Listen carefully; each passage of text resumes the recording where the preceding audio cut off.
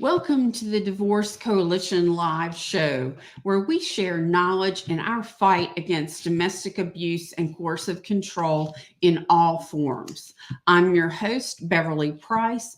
I represent a group of top podcast hosts and divorce and domestic violence professionals who have united to carry the message of the fight against domestic abuse.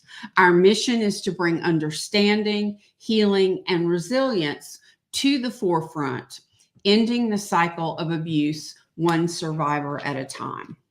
With expert guests, practical advice, and enlightening conversations, you'll find that knowledge is power. Whether you're a victim, survivor, professional, or observer, you'll find something here that will help and spark more thinking. So without further ado, let's get started. Today, my guest is Dr. Marie Cocchiola. Christine is a magnificent person. She is a top expert in coercive control, which we're going to talk about today. She's a member of the International Association and founding member of several organizations on coercive control. Hi, Christine. Thank you so much for being with us today.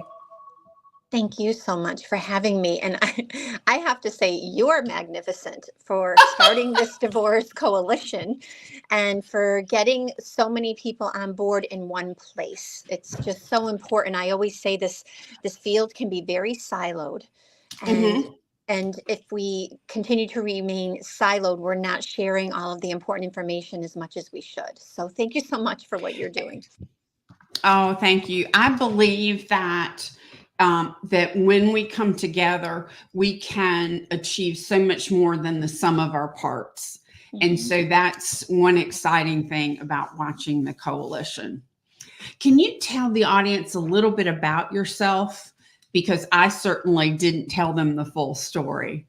Sure. So I began this work when I was 19, and I became an advocate for domestic abuse and child abuse and sexual assault.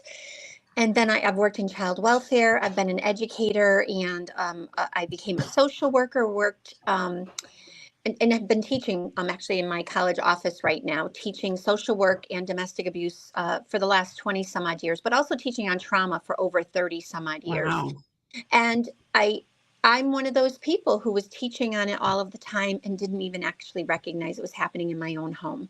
And I think that's a really important message for people, is that even the most astute of us can miss the signs. And, so I really feel like, for me, when I think about the vernacular of what we're talking about today, coercive control is the underpinnings of all abuse. It is. Coercive control is really the concept that others will want to exert power and control over us, whether it's individuals in a home where we sleep at night, or if it's in groups, whether it's where we work and we have a boss who maybe is exerting power and control over us, or whether it's, in bigger agencies and the government.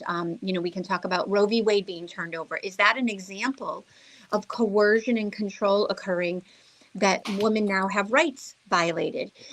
Interesting. So I see it as the underpinnings of virtually all abuse. It's child sex trafficking, it's sexual abuse, the grooming stages of relationships. Abusers do not show up in relationships and say, "Oh, I'm going to abuse you." They show up. There's no sign that says I'm an abuser. They show up in a way that makes us think that they're decent human beings. But the insidious, nuanced nature of this abuse is that we don't even know it's happening until, as Dr. Evan Stark states, really the person who propelled the term, who was on my doctoral committee. I was blessed to have him on my doctoral committee. He said it's like carpenter ants devouring the foundation of a home. You don't even know it's happening until it's too late. And if the abuse were physical, we'd all know it was happening. Right. And it doesn't mean that it doesn't become physical. Physical abuse is the further exertion of coercive control. Right. And I think an interesting thought in that is that when you think about physical abuse and you think about the court system, it's still challenging to prove, and it's still challenging to have people believe it. And you then take it a step further with coercive control.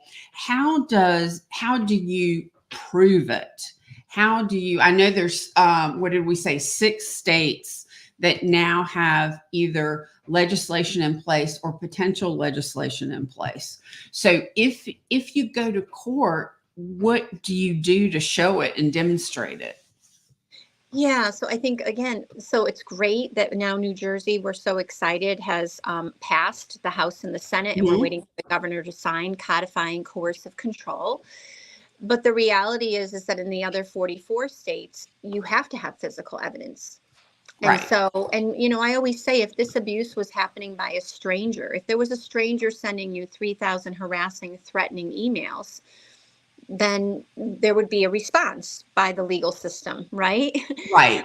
But because it's your ex or your partner, there isn't a response, and that's quite disheartening, because then it leaves victims and survivors feeling like they are trapped.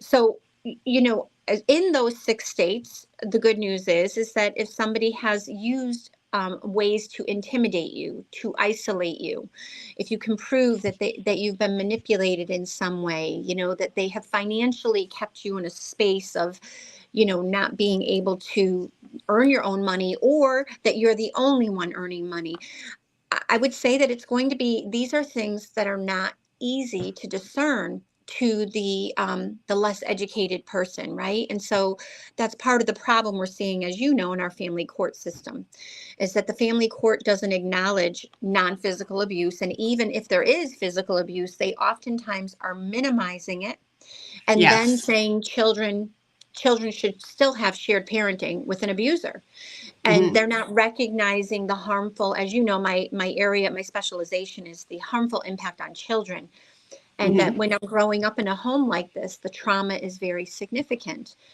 Absolutely. I was on a call yesterday or the day before with a young woman who said that she never knew what her experiences were until she was about 25. And then all of a sudden she started to suffer from, you know, migraines, and, you know, had so much like inability to sleep well, and had an autoimmune diagnosis. Oh, And wow. when we look at the history, and then she said, I started to hear this word narcissistic abuse, and then now she sees it all as, you know, I mean, we can call them narcissistic abusers, but they're really coercively controlling people, right? And so Exactly. I always like to use coercive controller because that's their behavior. And so this young woman was like, I don't know what's wrong with me. And I said, honey, you lived in a home your entire life, regulating your behavior around what you thought would either keep your protective parents safe or keep equilibrium in the home. That's a hypervigilance that is Yeah. so A lot harmful of to the, pressure on a child. a lot. It's a hypervigilance in the brain, and it really does impact brain development. And so, um, yeah, so just so what we need is we need education to ensure that court professionals are open to learning what this can look like and how it can show up in court. But I think the issue that we're having is that we know that a lot of court professionals believe they have enough knowledge. That there is, you know, there's the Saunders study, there's the Bala study that show that judges and court professionals really don't believe women when they disbelieve women when they share Right. their been abused. So Right. And that's terribly sad. And there are, I think, a few women that do manufacture that statement of abuse, but the statistics on abuse are so huge. You know, the 1 out of 3, and maybe it's even higher than that. That how can you deny it? Is so true. Now, you talk a little bit about the impact on children and women of coercive control. If if someone has realized and experienced coercive control, what can they do to recover? To what options do they have? Yeah, I mean, I think, of course, a trauma trained therapist who understands coercive control. I think one of the things, as a licensed clinical social worker, one of the things that I'm very passionate about is this idea that we need more trained clinicians, because oftentimes when a client presents themselves as anxious or wishing that their relationship was healthier, like that they were happier in their relationship, oftentimes what we do is we try to fix what the client is reporting. We try to fix what the client is reporting versus actually fixing, like determining what the foundational issues are in that relationship. So if a client comes in and let's say they're 15, they're not even someone who's married, they're 15, but they're anxious and depressed. What's going on in that family? That's a social work perspective, by the way, which is why I love social work, because social workers look in the human environment. What's going on in your family system that might be causing or contributing to Right. this anxiety?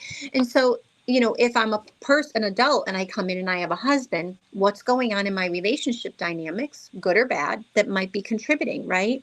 And so how do I support my client to have agency, to gain clarity? And it's really about sharing with them, what are healthy boundaries? How do we know if a relationship is healthy? What's the trauma bond? And so I was gaslit by therapists who continued to tell me that, well, you have some anxiety, or maybe it's because of this or because of that. And then the therapist who was willing to work with my ex while my ex was literally coercively controlling me in therapy. So that's a problem. It's an endemic problem. Going back to your, statement about how there's so many women who have experienced this, I always like to caution listeners that sometimes we have statistics for men that seem startling. And I Right. think it's really important to contextualize that the problem is that oftentimes men who are harmed, they're harmed by other men. This happens in Hmm. non-heteronormative relationships at a higher rate. And that, unfortunately, if I am in a relationship with a coercive controller, and let's just say I'm in the laundry room and there's an argument going on, and I try to get out of that laundry room and I push the coercive controller because I've been in there for 20 minutes and I'm flooded and I just want to get out of that laundry room. So I push that person, and that person decides at that moment to call the police. Who's the victim? He Right. is, because I pushed him, when actually I was trapped. And so we really have to be very cautious when we look at the statistics and discern who has not only the ability to have, because of patriarchal norms, by the way, the Hmm. ability to exert more power and control, who typically has more money, Hmm. who typically is going to be more believed by systems. Right. Kate Mann talks about this thing called empathy. We have we do in general give more leeway to men who behave in a way that is not appropriate. We have empathy for them versus sympathy. And so Hmm. if a woman does one wrong thing, she's held to account. If a man does 5 wrong things, he may not be held to the same account. And so Right. really knowing that perpetrators will often flip the narrative on victims and claim victim. And they do it a lot. And our Right. system uses those statistics. Those are the statistics versus if I was trapping, let's say, a partner in the laundry room. Well, would that partner actually, like, in other words, I might push my partner, but that partner has so much more ability due to physical strength that Hmm. for me to push literally means, like, is not as impactful. It's Right. more about entrapment is the point. Right. And I think another part of that is the person who has charisma and can speak and be believed and put on that front can be believed more often by, let's say, police that are called to the site to deal with that. They can talk themselves out of it more easily. Well, absolutely. If we think about the characterological, I call them the characterological traits of abusers, they learned from a very, very young age that they could not be themselves. They were not loved unconditionally. They couldn't be authentically themselves. So they learned at a very young age to hide who they truly were. They're the best actors. Interesting. They get an Academy Award. They're the best actors on the planet. And Mm-hmm. that's why we're always so surprised when we hear this famous person has done this really egregious thing, Jeffrey Epstein, right? Like Bill Cosby, because they had learned to cover up who they are so fantastically that, yes, when the police show up, they've got this really great, like they're in theater mode. They're in theater mode. Right. And that comes so naturally to them versus victims and survivors are so authentically themselves to the point that they share vulnerabilities with harmful people, and those Right. harmful people weaponize those vulnerabilities. Mm-hmm. It's perfect. I call it, as you know, I have a podcast, Beverly, called Perfect Prey, because Mm-hmm. I did a research study and it affirmed what I knew already in my heart, is that victims and survivors suffer at a very great rate subjugation, which is what in the clinical world we call a maladaptive coping mechanism. It's a desire to accommodate others, to Right. ensure that everybody is okay, and that Yeah. we're fixers, we're highly empathic, and we're loyal to a fault, we're forgiving to a fault, and the perpetrators, these people who are born in this way, know they seek out people like us. We are Yeah. their perfect prey. Absolutely. So let's talk a little bit about that victim. Is there a profile or their characteristics? How do you go about identifying a victim, or how does a Emotional abuse assessment. I mean, he's not talking about it in the lens of coercive control. There are now some coercive control assessments out there, but a really simple one is the basis of my clinical work comes from schema therapy, and Jeffrey Young and Janet Glasgow created a subjugation assessment. It's 10 questions, and it really just talks about what are these character traits about you. And I think it's a very important conversation about how, if we can figure out that we maybe suffer from this, for lack of a better word, I think it would probably be that we don't have as much agency in our life as we should have. And again, it's not a bad thing, but it is if somebody takes advantage of it, right? So really important that we advocate for ourselves. But in that, when our children see us subjugated, when they see us over and over again, overly accommodating, walking on right? eggshells, not standing up for ourselves in a position of personal power, our children learn either to be like us, or they learn that a good coping mechanism is to be more like the abuser. Now, there's obviously a gray area in there. It's not black and white, but our goal is to teach our children that we have agency, that Mm-hmm. they should have agency, that they should have critical thinking and discern what's happening in the family system so that they don't acquire some more unhealthy coping mechanisms. Yeah. Yeah, I actually have an example. I had been married a number of times and have experienced coercive control and abuse in several marriages. And I was married, and I was in an argument with this coercive controller. And my daughter came into the room and said, "You don't deserve her." And so then my daughter and I were in therapy, and I told the therapist, I said, "I'm trying to teach my daughter that I'll stick with a marriage and stay because I have been married before." And the therapist turned to me and said, "That's not what you're teaching her at all. You're teaching her that if you allow yourself to be treated like this and aren't worthy of better treatment, that then she is not worthy of better treatment." And I went home that night and ended that marriage. But it was so shocking to me that I hadn't even considered that. It's so important, right? They're watching us, and Mhm. then, to add to that, like how and not that you need to share this, but like what happens when we do leave that abuser. Has that abuser begun already? I always say they start day one indoctrinating our children against us. So if Right. we leave, sometimes there's the worry, what's going to happen with my relationship with my child, right? And this is why a lot of victims stay, is they're worried that are they going to, is it better to, I was just on a call right before our call today with a mom who was like, do I stay and know that it's awful to stay and my children are witnessing this? Or do I leave and worry that maybe I only have one child come with me? And so, oh my Right. gosh, that is no choice. That's entrapment. Exactly. Yeah. Yeah.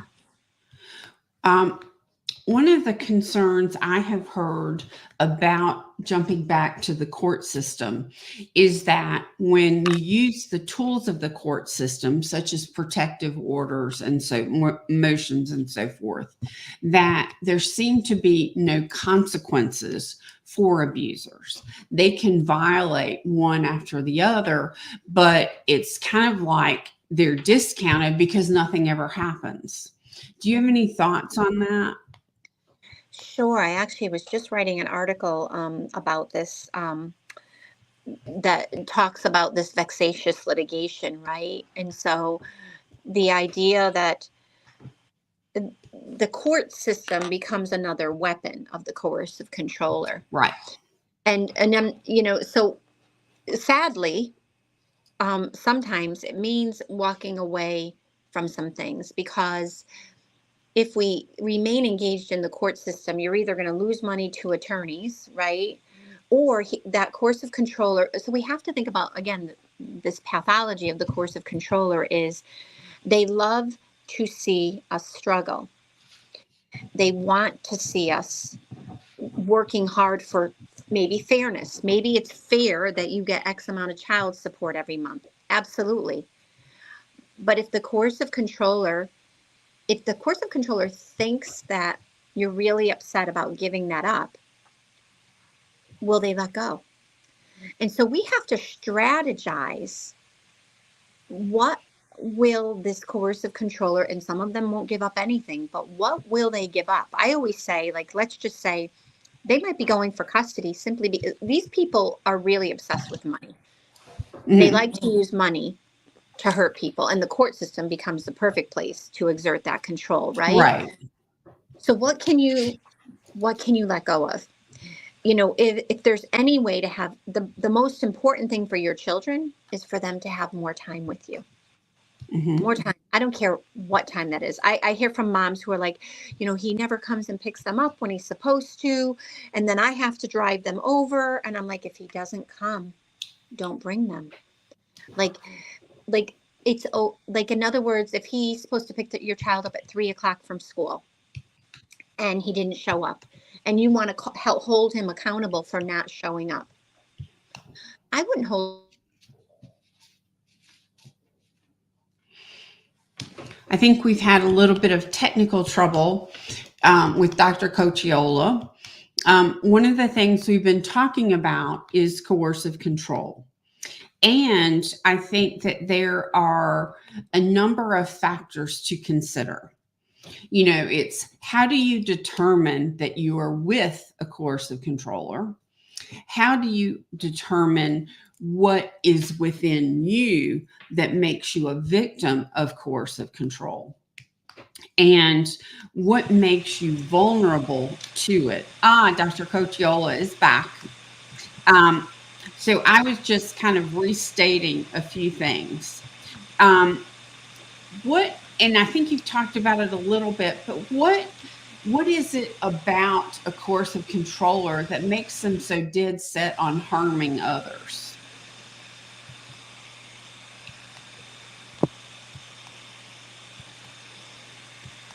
We still have a little bit of technical trouble. Are you there, Christine? Okay. All right, let's keep going then. One of the exciting pieces of news that was released today is that New Jersey has just sent legislation to the governor to approve coercive control as a form of abuse, which is so exciting because, as we talked about up until this point, we're really only talking about physical abuse. Now, when we look at coercive control, as what Christine said, think about all the different kinds of situations where that abuser is trying to exert power and control. Obviously, there's physical abuse, there's emotional abuse, there's mental abuse, there's financial abuse, there's legal abuse, there is elder abuse, there is child abuse, and so much more that is involved with coercive control. Christine, can you hear me now? Okay, perfect. So, a question for you is, what about these coercive controllers make them so dead set on harming others? Sure, sure. And that kind of, I think it probably, if I can maybe finish up what I was saying before, I think it's a Sure. perfect segue. So I think the idea is that we have to be willing to let go of the rope a little bit, because they need to think they won. Right. And so how do we make them believe they devastated us, but actually we won? So maybe they believe they took away our house, and that certainly happened to me. Or maybe they believe that they got 60% of the time and we only got 40% of the time with the kids. And in our heads, we're so grateful they didn't get 70%. We Right. have to actually make them believe that they won, and that we are not, we are really upset about it, but that actually secretly we're so grateful for what we have, which is Interesting. which is really, really hard when you've lost everything, by the way. Let me be really Right. clear. That is a really, really hard pill to swallow. Right. But when they think they've won is when they're more likely to let go. And so if we remain engaged in the court system, and every single attorney is going to tell you, oh, just, you deserve this, you deserve that. If we remain in the court system, then that is just going to be weaponized over and over again. And so I think it's what makes them behave this way. We know is that if I am a child who has been so harmed that I cannot be who I truly am, I'm not allowed to be authentic in my life, I'm shamed over and over again. You're not good enough. You're so dumb. You should do this sport, not that sport. And that continues to happen in the home. And what I just said probably resonates for protective parents who have heard the coercive controller say that to Right. their own children. Exactly. That coercive controller is trying to imprint that shame on your child. And that's what happened to them. And what do we know? We know that if I have been shamed in that way, one of my coping mechanisms is to exert control over all aspects of my life to ensure I don't feel vulnerable. And so that's what makes them do that.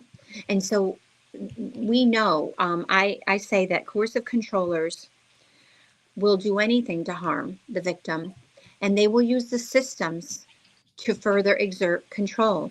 And Right. so I think, to your point, research affirms they are drawn towards conflict. They love conflict. We Right. have to disengage from the conflict without them thinking that we won. We have to Right. disengage with them believing that they won. That's the Right. strategy. Absolutely. Um, so that leads into my next question. If you decide to divorce the coercive controller, does that coercive control end with that divorce? Absolutely not. So, Okay. upwards of 95% of victims and survivors suffer a further exertion of coercive control post separation. It's called Mm. post separation abuse. But it's when he has lost control, he's going to exert, I'm saying it could be a she, but again, women are not capable of the same level of exertion. It doesn't mean women can't be narcissistically abusive. It doesn't mean that women can't be coercive controllers. But what it does mean is they don't have the same ability due to societal norms to exert the same exertion of the pain. Gotcha. So, but in that, uh, yes, there is always, very rarely do coercive controllers just move on with their life. Now, Right. if they do, then they probably um, have other aspects of their life that they can begin to exert control over. Like a new girlfriend. Yes, Absolutely. Wow. yes. Wow. Um, so what can a person do if they find themselves in a relationship with a coercive controller? So I think it's so important that you know you are not alone, that this can happen to anyone. I mean, anyone can become a victim, and that you find a network of people that get it. Because and I know, Beverly, you will totally understand what I'm going to say, is that this is a disenfranchised grief. The, when this happens to us, people who have not experienced it don't truly get it. They don't understand the insidious, nuanced nature. Right. The father will say that shows up and is the coach on the baseball team, and everybody loves this person because they're the world's best charlatans, Hmm. and or, like I said, get an Academy Award. um, and so the idea that people will minimize your experiences, they'll say, oh, it's not that bad, or he's a good father. These people are not good parents. The children are objectified from day one. Their only purpose is to fulfill whatever that coercive controller needs. And so it might be, that they love baseball, and then their child loves baseball and they seem like a great coach, but that is only because it's fulfilling a need for them. It's not Right. unconditional. And so I want victims to know they're not alone. I want victims to know they're not crazy, that you are being gaslit all of the time, and you have not really been feeling your intuition for the longest time. Ask yourself, is there something in this relationship that is harmful? Am I being made fun of? Am I being diminished? Are my children engaging in this making fun mockery of me? How do I begin to gain clarity, and then look at I call it a path to freedom. What is your path to freedom? How are you may not be able to get out now. You may not feel like you want to leave now, and that's okay. There's no judgment for staying at all, because sometimes staying feels safer. Right. But what is your path? How are you going to take care of yourself and leave? When you escape, it's escape. When will you escape, and how? Yes. Absolutely. Absolutely. Um, Christine, I want to thank you so much for being with me today. This has been so enlightening. One last question is how do we educate people about coercive control? How can we change the perception? How can we get people who think he didn't hit me is the theme? And what can we do? Sure. So I do. I mean, education is my platform. I am a clinician, but I'm a college educator, and I have created programming specifically for this. So I have a master class that's 2.5 hours long for attorneys. Any attorneys listening who want to take a course for their whole, office, their firm. Um, I It also can count as an ethical. It's called ethics, or CLE for ethics. I also have a clinician training I've recently created, because therapists need to understand what's going on in all aspects, through the family court, through what's happening in the family, the psychological trauma to the children. We need more coercive control informed clinicians. And I think that's so important. And as you know, I have a protective parenting program. I believe the Mhm. best people to support their children are the protective parents. Listen, a child goes to therapy, if they're engaged in therapy, for 50 minutes a week.